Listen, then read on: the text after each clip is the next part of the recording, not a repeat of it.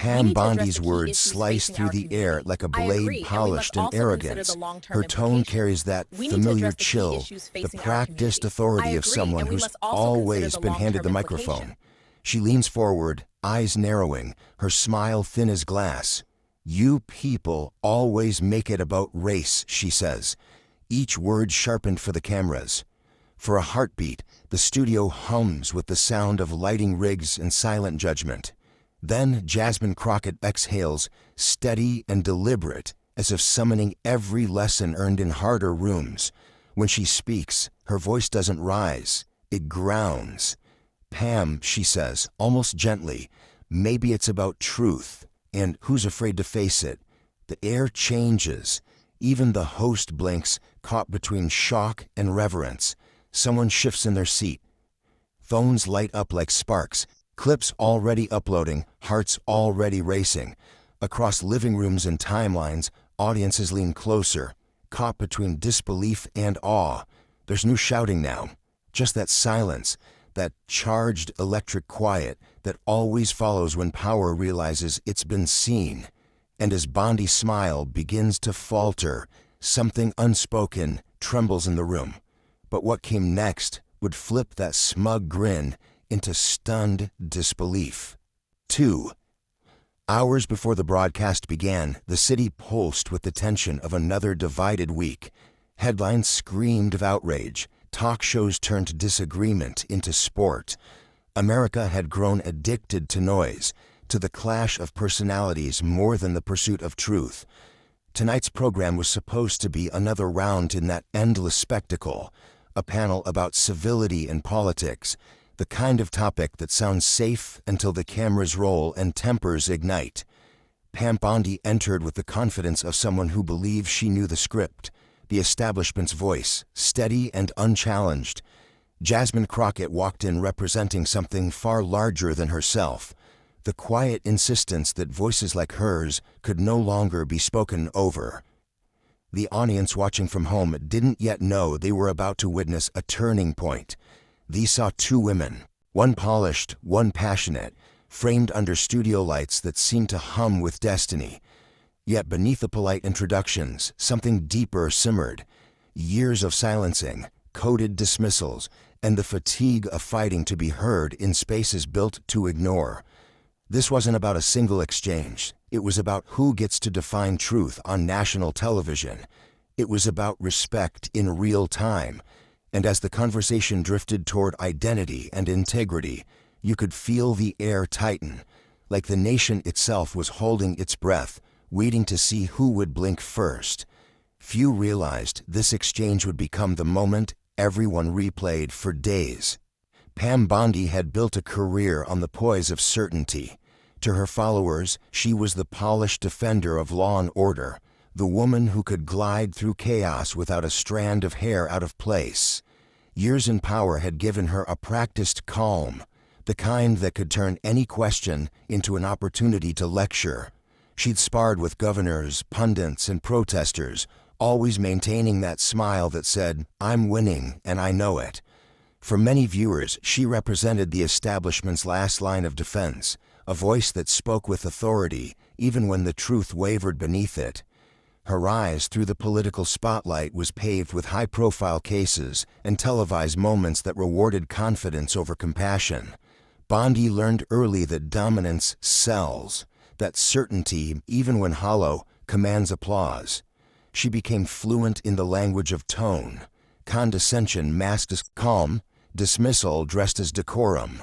Every tilt of her head and carefully measured pause was calculated to remind her opponent and the audience who held the power in the room.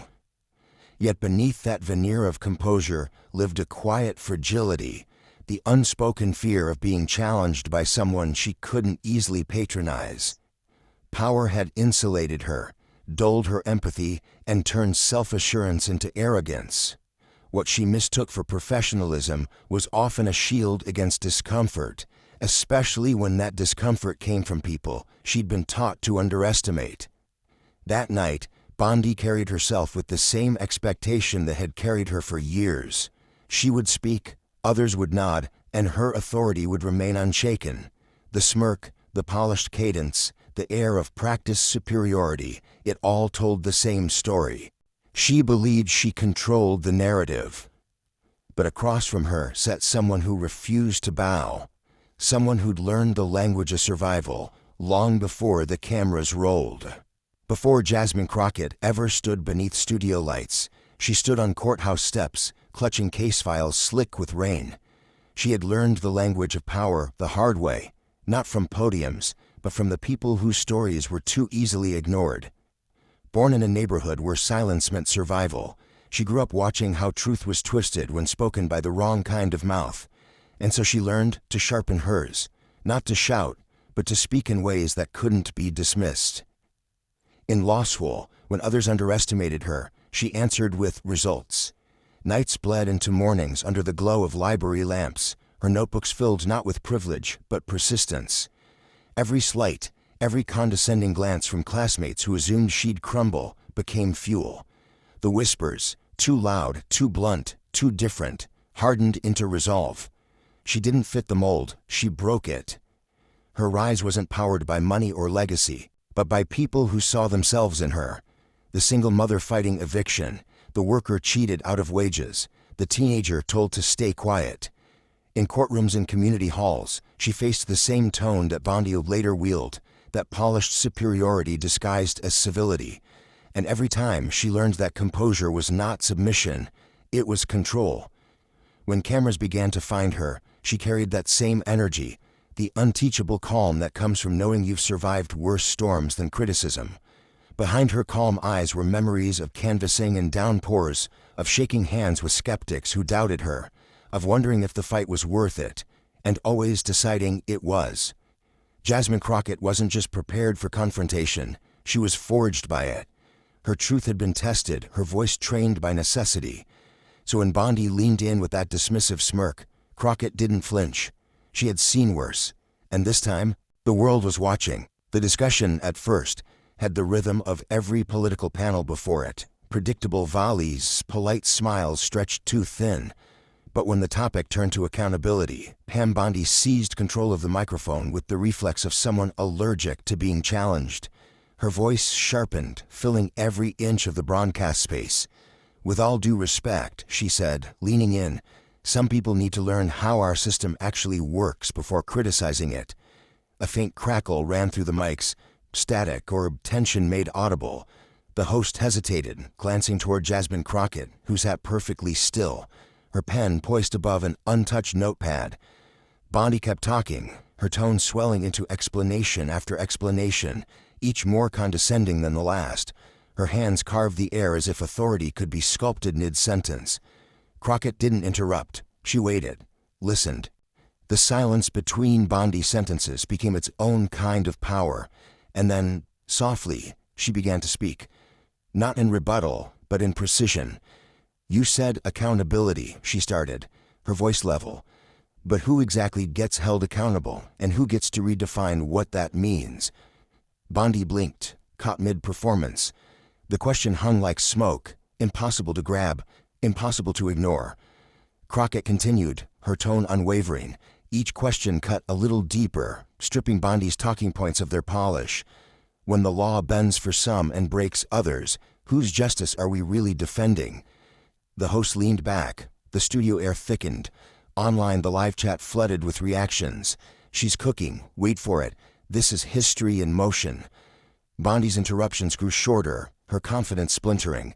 Words that once commanded a room's now sounded rehearsed, hollow. And Crockett, still calm, waited for the right moment, the pause that would make her next sentence echo far beyond that stage. Then, in one measured breath, Crockett delivered the sentence that froze every moving part of that studio. For a heartbeat, no one moved. The lights, the cameras, even the air seemed to wait for what Jasmine Crockett would say next. Her voice came low at first, deliberate, grounded. You talk about respect, about law and order, she said. I study on Bondi, but what you mean is obedience. You mean people like me should be polite while being dismissed. The studio fell still, the hum of equipment now a kind of nervous whisper. Bondi's practiced smile wavered, the edges trembling as Crockett went on. See, I grew up watching people who followed every rule and still got told they were wrong. I studied the same laws you quote, worked twice as hard to prove what you assume by birthright. And every time someone like you tells us to calm down or be civil, what you're really saying is, stay small. Her tone rose not in anger, but in clarity, each syllable honed like a verdict. Bondi tried to interject, but Crockett's gaze silenced her mid-breath. Respect isn't silence, accountability isn't optional, and the only reason these conversations make you uncomfortable is because they're not meant to keep you comfortable. The audience didn't cheer, not yet. They just watched, spellbound as if afraid to break the spell. The cameras caught everything, the tightening of Bondi's jaw, the flash of panic disguised as composure. Crockett didn't gloat. She paused, letting her words sink into the space between them, giving the silence its own authority. Across social media, the clip began to circulate even before the segment ended. Captions appeared. She said what needed to be said. This is how you handle arrogance. Teach a masterclass, Jasmine. The feed turned into a wildfire of admiration, hashtags forming in real time. Crockett's voice softened, the kind of softness that follows impact. When I walk in the spaces like this, I don't carry anger. I carry history. Generations told to be grateful just for being allowed in the room. But I'm not here to be allowed. I'm here because I belong. Bondi looked away for a moment too long, searching for a counter-argument that didn't exist. Every camera caught it, the blink of realization that she had lost control of the narrative she built her career on. Crockett leaned slightly forward, tone almost conversational now. You want to talk about civility? Let's start by listening. Let's start by acknowledging that respect isn't a favor granted by power, it's a right shared by equals. The host glanced at the control booth. No one dared cut to commercial. In the stillness that followed, the contrast between them became unmissable. Bondi's stiffness, a woman cornered by her own certainty, and Crockett's calm, a quiet confidence that needed no permission to exist. Then came the final line, the one that would echo far beyond that room. Pam, she said, voice steady as gravity, you keep mistaking volume for victory. But sometimes the loudest truth is the one spoken softly. A sound rippled to the studio, not applause yet, just an audible release of breath as if the crowd had been holding it all along. The host blinked, caught between professionalism and awe. Even Bondi's defenders on social media paused, fingers hovering over their keyboards, unsure how to spin what they had just witnessed. Within minutes, the clip was everywhere. Headlines, highlight reels, remix edits with orchestral swells. Crockett versus Bondi, the moment that silenced the room. Comment sections turned into virtual standing ovations. She didn't just win that exchange, she redefined it, when user wrote. The studio lights dimmed for the outro, but no one moved yet. Crockett simply leaned back, the calm of completion settling across her face. Bondi entrusted her papers with trembling hands, eyes unfocused, realizing too late that certainty without empathy had finally met its match. And as the cameras pulled back, capturing the tableau, arrogance humbled, truth ascendant, the silence that filled the air wasn't awkward. It was reverent. But the shockwaves didn't stop in that studio. They exploded across the digital world. By dawn, the internet had already crowned its victor. The clip of Jasmine Crockett's poised takedown looped across every platform, spliced with slow-motion cuts, dramatic soundtracks, and captions that read like battle cries. Hashtags surged, hashtag Crockett cooked, hashtag silence louder than shouting, hashtag Grace wins. Commentators on both sides scrambled to claim the narrative. On cable panels, hosts replayed the moment frame by frame, searching for the second when Bondi's confidence cracked. Some called it a masterclass in composure. Others fumed that it was a stunt gone viral. In living rooms across the country, people who'd long felt unseen watched the replay with pride swelling in their chests. A teacher in Detroit posted, "My students saw this. They're talking about dignity today." A grandmother in Houston shared it with the caption, "She spoke for all of us who've had to bite our tongues." Even late-night comedians charmed the silence into a punchline. When Jasmine paused, the Wi-Fi stopped for respect. Not everyone celebrated. Predictable corners of the internet tried to twist the clip, claiming Crockett had overreacted or played identity politics. But the algorithm had already chosen its story. Grace under fire beats arrogance on autopilot. For once, Outrage wasn't trending, dignity was. The montage unfolded like a national mirror. Split screens showed reaction videos from students, veterans, activists, even a few stunned pundits. A TikTok creator slowed down the exact moment Bondi blinked, overlaying it with orchestral strings. News outlets reluctantly used words like viral awakening, as if admitting they too felt the shift. Within 48 hours, the clip had crossed 10 million views. Influencers stitched it with commentary about tone, truth, and the changing face of power. Even those who disagreed couldn't ignore the pull of that still moment, a woman refusing to be minimized and winning not through rage but through restraint. Somewhere in the noise of applause, analysis, and memes, the nation caught its breath. It wasn't just entertainment anymore. It was revelation. People weren't sharing it for drama alone. They were sharing it to feel seen, to remember that composure could still command the room. Yet, amid the noise and memes, one quiet takeaway lingered, a reminder of what real leadership looks like. In an era of shouting, one voice whispered with strength. Jasmine Crockett hadn't just won a debate, she had redefined what victory looked like. No theatrics, no grandstanding, only truth, steady and unyielding.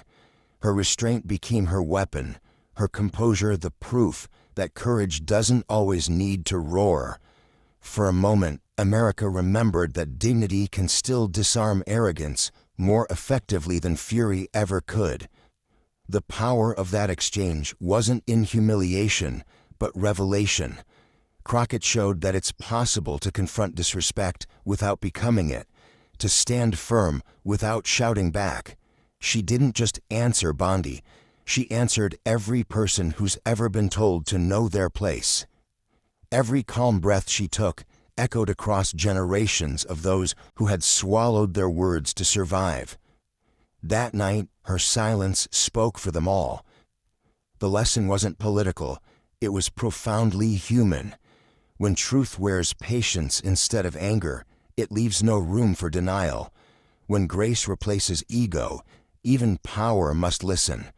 And for millions watching, that realization felt revolutionary, that empathy, authenticity, and self-control could still command more attention than the loudest outrage.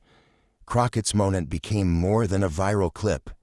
It became a mirror held up to a nation addicted to noise, showing us what quiet conviction looks like. Because in a world that rewards spectacle, she chose substance, and substance won. Somewhere amid the endless scroll, the debate faded, but its echo remained. It was the sound of people remembering that integrity isn't outdated, that truth doesn't need volume, that grace can still lead. And as the credits of that viral clip rolled through America's feeds, a question remained. What will we do with that silence? The studio silence that began it all still lingers, that suspended breath after truth lands and ego falls quiet. In that hush, something larger than debate was born. The reminder that dignity doesn't shout, it endures. Jasmine Crockett's calm didn't just silence a room, it awakened one. It showed us that strength isn't volume, it's presence, conviction, and grace under fire. If this moment stirred something in you, share it. Let others feel what happens when truth doesn't have to scream to be heard. Add your voice to the chorus of calm, to the movement that believes composure is not weakness, but power refined. Because sometimes the loudest revolution begins in silence, and the bravest thing we can do is listen. Subscribe, share, stand for the truth that speaks softly but carries the weight of a nation listening.